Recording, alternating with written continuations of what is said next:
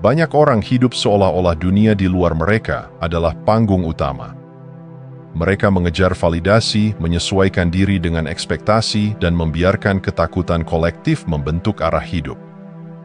Tapi kehidupan yang sejati tidak dimulai dari luar. Ia lahir dari dalam, dari getaran terdalam di hati, dari pusat keheningan yang tidak terguncang oleh gemuruh dunia. Fokus pada cinta, bukan ketakutan. Ini bukan sekadar kata-kata manis. Ini adalah undangan untuk menjadi sadar bahwa setiap pikiran, setiap emosi adalah benih yang menumbuhkan realitas.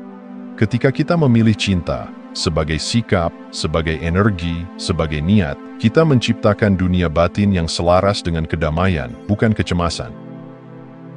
Media seringkali tanpa disadari menanamkan narasi ketakutan. Setiap tayangan, setiap headline menyisipkan benih keresahan. Tapi di tengah itu semua, kamu tetap punya pilihan. Kamu bisa memilih apa yang kamu konsumsi, dan lebih dari itu, kamu bisa memilih apa yang kamu percayai. Pikiran adalah pintu gerbang.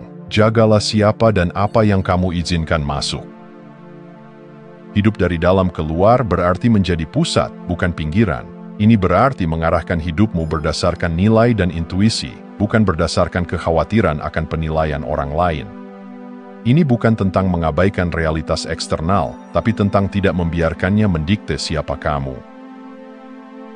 Dunia akan terus berubah, tapi jika kamu hidup dari pusat batinmu, kamu akan tetap utuh.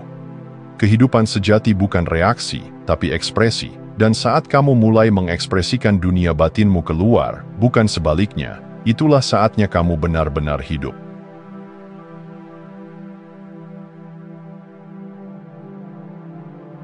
Kita sering terjebak dalam ilusi waktu, pikiran mengembara ke masa lalu yang tak bisa diubah, atau terpaku pada masa depan yang belum tentu terjadi. Kita lupa bahwa satu-satunya momen yang benar-benar kita miliki adalah sekarang. All there is now, sebuah kebenaran sederhana yang sering kita lupakan dalam hiruk-pikuk kehidupan. Masa lalu hanyalah kenangan, kadang manis, kadang menyakitkan, tapi tak lagi nyata. Masa depan adalah proyeksi, penuh harapan dan kekhawatiran, tapi belum nyata pula. Ironisnya, kita habiskan begitu banyak energi hidup di dua tempat yang tidak ada, sampai kita lupa bagaimana rasanya benar-benar hadir. Ketika kamu menyadari hal ini, lahirlah ketenangan. Karena hanya di momen ini kamu bisa bernapas, memilih, berubah, dan mencintai. Menjadi mindful bukanlah teknik rumit, ia adalah seni hadir sepenuhnya. Rasakan napasmu, dengarkan detak jantungmu. Sadari bahwa hidup sedang terjadi sekarang, bukan nanti. Kehadiranmu bukan hanya memberi makna pada hidupmu, tapi juga mengubah cara kamu melihat dunia. Saat kamu hadir, waktu melambat, kecemasan mereda, keindahan kecil menjadi terlihat. Kamu mulai sadar bahwa kamu tidak perlu mengejar hidup, karena hidup selalu menunggumu di sini, di momen ini. Kehidupan yang penuh bukanlah hasil dari tumpukan pencapaian, tapi dari keberanian untuk hadir, sekarang.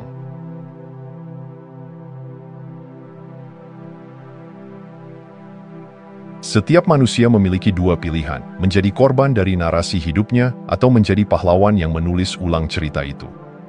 Seringkali, lebih mudah untuk menunjuk keluar, ke masa kecil, ke orang tua, ke sistem, ke mantan, ke dunia, dan berkata, inilah alasan aku seperti ini. Tapi di balik kenyamanan menyalahkan, tersembunyi harga yang mahal, kehilangan kuasa atas hidup sendiri. Kamu tidak bisa mengubah apa yang terjadi di masa lalu, tapi kamu bisa memilih bagaimana kamu merespons hari ini. Dan pilihan itulah yang menentukan masa depanmu. Mengambil tanggung jawab bukan berarti menyalahkan diri sendiri, tapi berarti mengakui bahwa kamu punya peran aktif dalam perjalanan ini. Bahwa kamu tidak hanya terbawa arus, kamu juga bisa mengarahkan layar. Saat kamu berhenti menunjuk jari keluar dan mulai bertanya, apa yang bisa aku pelajari? Apa yang bisa aku ubah dari dalam diriku? Itulah saat segalanya mulai bergeser. Kepercayaan pada alam semesta tidak tumbuh dari harapan kosong, tapi dari keberanian untuk bertanggung jawab atas hidup sendiri. Hidup bukan tentang mencari siapa yang salah, tapi tentang menyadari bahwa kamu bisa selalu memilih ulang. Dalam setiap kesakitan, ada kekuatan untuk bangkit. dalam setiap kegagalan ada hikmah yang membentuk karaktermu.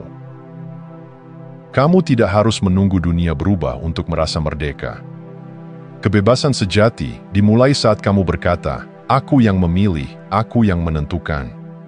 Dan dari sanalah kendali yang sesungguhnya kembali ke tanganmu.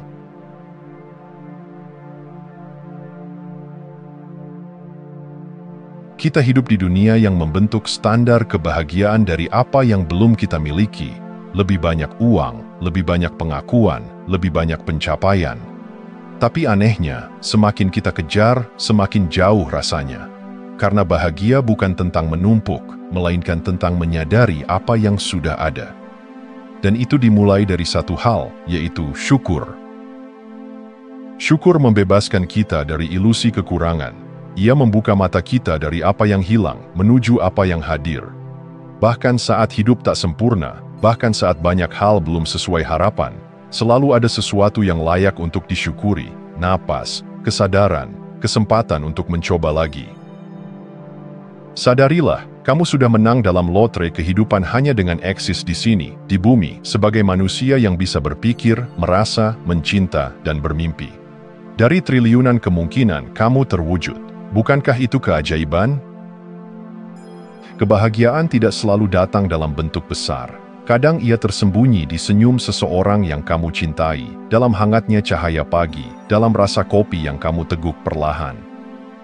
Ketika kamu mulai melihat keindahan dalam hal-hal biasa, kamu akan sadar, banyak hal sebenarnya sudah bekerja untukmu, bahkan saat kamu tak menyadarinya. Syukur bukan hasil dari hidup yang sempurna, ia adalah jalan menuju hidup yang bermakna. Saat kamu bersyukur, kamu tidak menyangkal kesulitan, tapi kamu memilih untuk tetap melihat cahaya, bahkan di tengah kabut, dan itulah kekuatan sejati.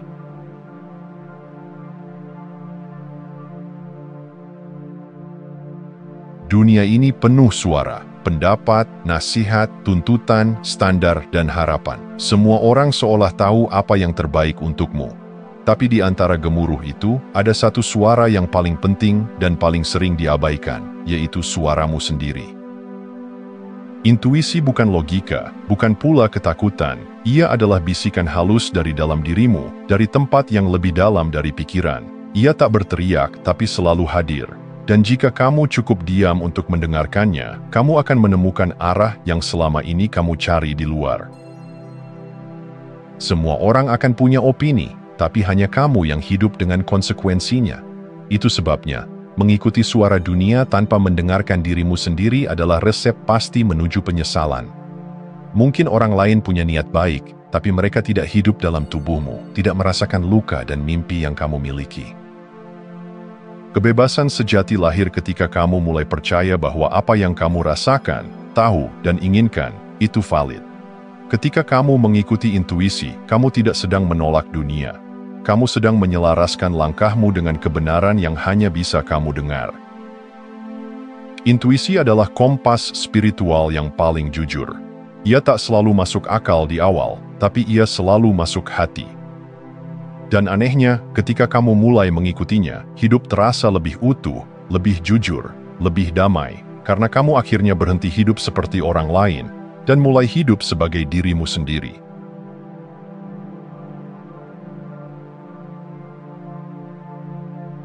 Ada saatnya dalam hidup ketika kamu sudah mencoba segalanya, berjuang, merencanakan, mengontrol, dan tetap merasa lelah.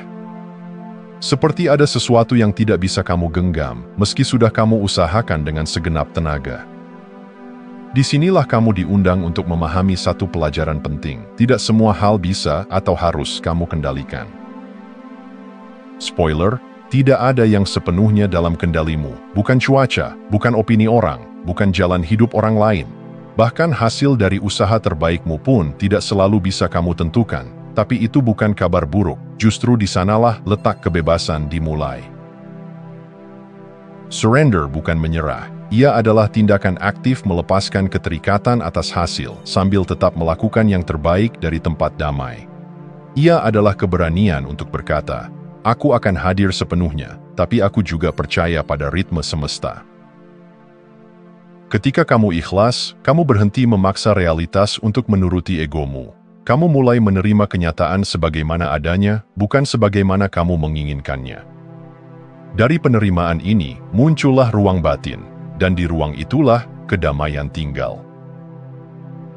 Kita terlalu sering mengejar kontrol eksternal, ingin semuanya sesuai rencana, padahal kontrol yang paling kuat ada di dalam, bagaimana kamu merespons, memilih, dan menyikapi hidup. Ketika kamu berfokus pada kendali internal, dunia luar tak lagi mengancammu. Kamu tetap tenang, bahkan saat semuanya berubah. Ikhlas bukan kelemahan, ia adalah kepercayaan yang mendalam bahwa hidup tak harus sempurna agar bisa terasa cukup. Dan saat kamu hidup dari tempat ini, kamu akan tahu keikhlasan adalah kunci menuju kebebasan batin yang sesungguhnya.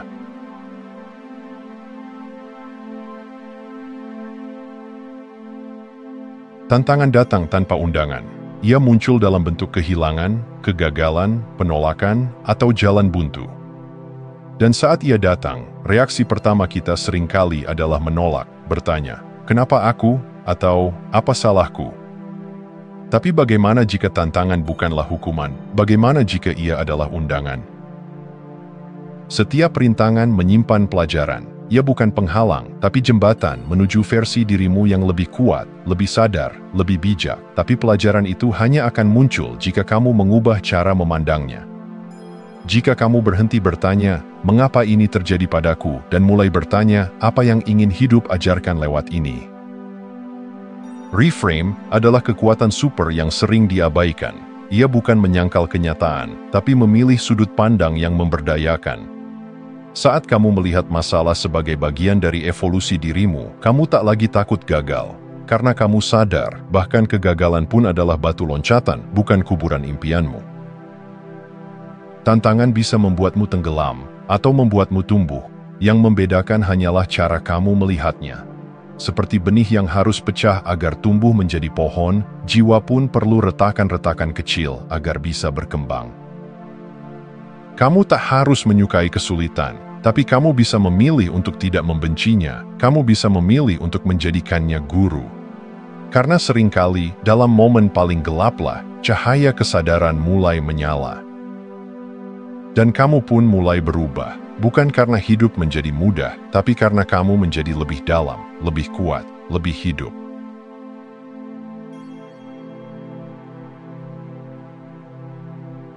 Ada beban tak kasat mata yang sering kita pikul tanpa sadar, keinginan untuk menyelamatkan semua orang, memperbaiki segalanya, dan menjadi jawaban bagi setiap masalah yang ada.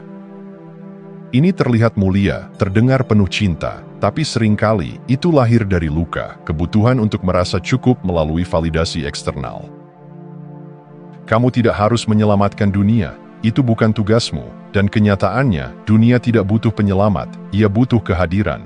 Kehadiran yang utuh, jujur, dan apa adanya. Ketika kamu melepaskan dorongan untuk memperbaiki semua orang, kamu mulai benar-benar melihat mereka dan dirimu.